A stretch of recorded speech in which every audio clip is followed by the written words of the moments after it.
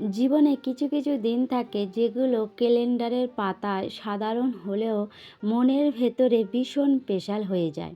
আজ তেমনই একটা দিন, একজন স্পেশাল মানুষের জন্মদিন।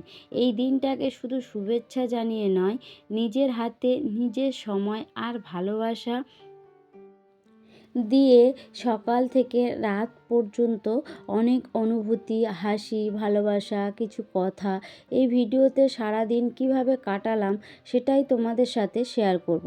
রাধে রাধে বন্ধুরা, গুড মর্নিং। কেমন আছো তোমরা সবাই? আশা করি যে যেখানেই আছো সুস্থ আছো, ভালো আছো। আমরাও বেশ ভালো আছি। প্রতিদিনের কাজকর্মের যে নতুন একটা ভিডিও নিয়ে তোমাদের সামনে চলে এসেছি, তবে আজকের ভিডিওটা একটু আলাদা। আশা করছি তোমাদের ভালো লাগবে। প্রত্যেক দিনের মতো নিরুকে রেডি করিয়ে স্কুলে দিয়ে এসে তারপরে চলে গেছিলাম বাজারে। তো বাজারে আজকে গিয়েছিলাম, তো আমি ভেবেছিলাম যে নিরুকে নিয়ে যাব, তারপরে আমি নিজে হাতে বাজার করে নিয়ে আসব। তো সেই জন্য নিরুর পাপা নিরুকে স্কুলে নিয়ে যায়নি, না হলে নিরুর পাপা বাড়িতেই ছিল।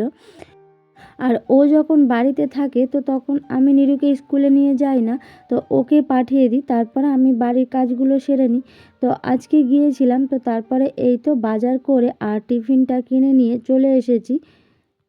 সে টিফিনটা সেরেও নিয়েছি, নিয়ে তাড়াতাড়ি স্নানটা সেরে আর এই তো একটু রেডি হয়ে আর পুজোটা দিয়ে নিচ্ছিলাম।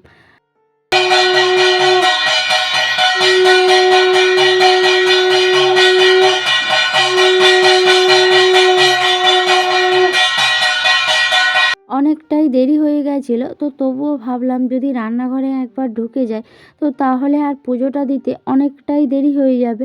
তো সেই জন্য ফার্স্ট সকালবেলা স্নানটাও সেরে পুজোটাই দিয়ে নিলাম।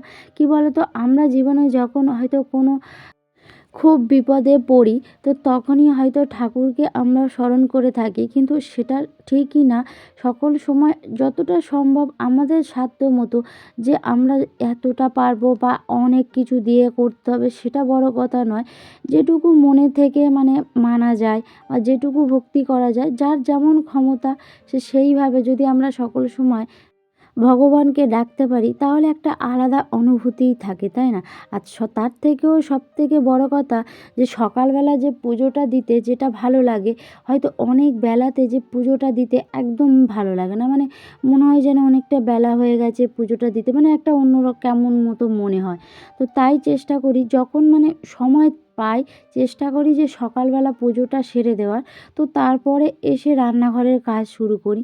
তো সেই মতো এই তো পুজোটাও দিয়ে চলে এসেছি রান্নাঘরে। আর ফার্স্টে এসে রান্নাঘরটা তো ডিপ ক্লিনই ছিল, আর যেহেতু ওর পায়েসটা একটু বানাবো তো ফার্স্ট ওর পায়েসটা একটু করে নিয়েছি, করে রান্নার জন্য জোগাড়টাও করে নিয়েছি, নিয়ে রান্নাটাই তো বসিয়েও দিয়েছি। আসলে কী বলতো, আজকের একটু একটু বেশি পদ রান্না হচ্ছে, এতক্ষণে হয়তো বুঝতেই পেরেছ যে কেন রান্নাটা হচ্ছে। তো যাই হোক, আজকে রান্না হচ্ছে এলো বেগুন ভাজা, শিম ভাজা, বিন কড়াই ভাজা, আলু ভাজা, চিংড়ি ভাজা, মানে 5-6 রকমের মতো ভাজা ছিল। আর হচ্ছে গিয়ে মাছের তরকারি ছিল, মাংস ছিল, আর ভাত করে নিয়েছিলাম, মানে সাদা ভাতও ছিল আর ফ্রায়েড রাইসও ছিল। আর এদিকে প্রায় সমস্ত রান্নাটাও আমার কমপ্লিট। তো ওকে এবারে খাওয়া দাওয়াটা মানে ভাতটা দেবো। আর তার আগে এই যে পায়েসটাও করে নিয়েছিলাম, পায়েসটা নিয়ে পুজোতে একটু দিয়েছিলাম, দিয়ে তারপর ওকে দিলাম, যে ভাত খাওয়ার আগে পায়েসটা খেতে বলেছিলাম। আমরা যতই জন্মদিনে কেক কাটি না কেন, যেন পায়েসটা আমাদের মেন থাকে। তো সেই জন্য ওকে বললাম ফার্স্টে তুমি পায়েসটা খাও, তো তারপরে ভাত টাত। তো ও ফার্স্টে অল্প একটু পায়েস মুখেও দিয়েছিল, দিয়ে ওই যে ভাত খাওয়া দাওয়া হয়ে গেছে, উঠে গেছে। জানো তো, জীবনটা না খুব দ্রুত চলে যায়।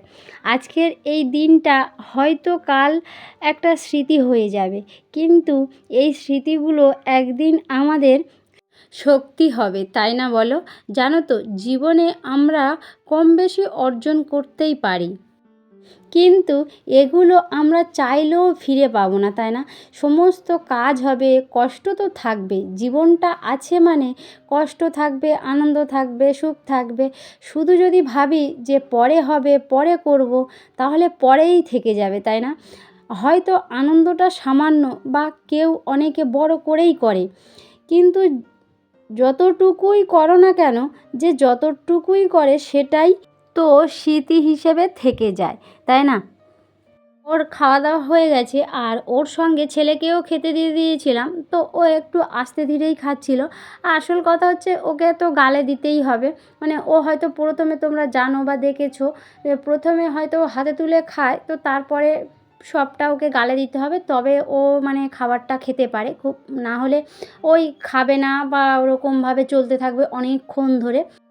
আর তারপরে এই তো আমিও খাবারটা নিয়ে বসে পড়েছি, খাওয়া দাওয়াটাও সেরে নিচ্ছিলাম। খাওয়া দাওয়া সারতে অনেকটাই দেরি হয়ে গেছিলো। সকালে না এমনিভাবে একটু অনেকটাই দেরি হয়েছিল, তো সেটাই বলছিলাম কেন হয়েছিল। ওই সকালে যে বাজার করতে গেছিলাম, গাড়িটা নিয়ে গেছি, যাওয়ার সময় বেশ খুব ভালো চলে গেছিলো গাড়িটা। তো তারপরে ওখানে গাড়িটা বন্ধ হয়ে গেছিলো, যেতে এবার অনেকটা রাস্তা আমাকে আবার হেঁটে হেঁটে আসতে হয়েছিল। তো তারপরে ওর পাপা গিয়ে গাড়িটা নিয়ে এসেছিলো। তো তারপরে সন্ধ্যা হয়ে গেছিলো আর তোমাদের সাথে কিছুই শেয়ার করা হয়নি, মানে সন্ধ্যাটা দিয়েছিলাম আর তেমন কিছু করা হয়ে ওঠেনি। আর তারপরে এই তো কেক কাটছিল।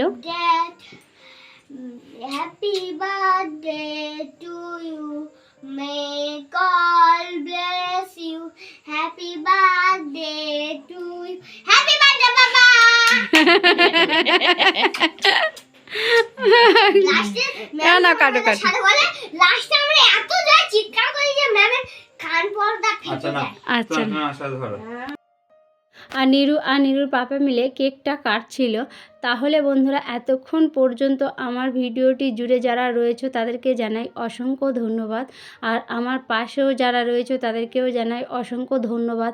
আসলে আমি একটা জায়গাতে আমি ঠিক করতে পারছি না, সেটা মানে হয়ে উঠছে না আমার ক্ষেত্রে, মানে আমি ভিডিওটা টাইমলি খুব একটা দিয়ে উঠতে পারছি না। তবুও বলবো তোমরা আমাকে একটু সাপোর্ট করো আর পাশে থেকো। আর আজকের ভিডিওটা এখানেই রাখছি, দেখা হচ্ছে অন্য একটু ভিডিওতে।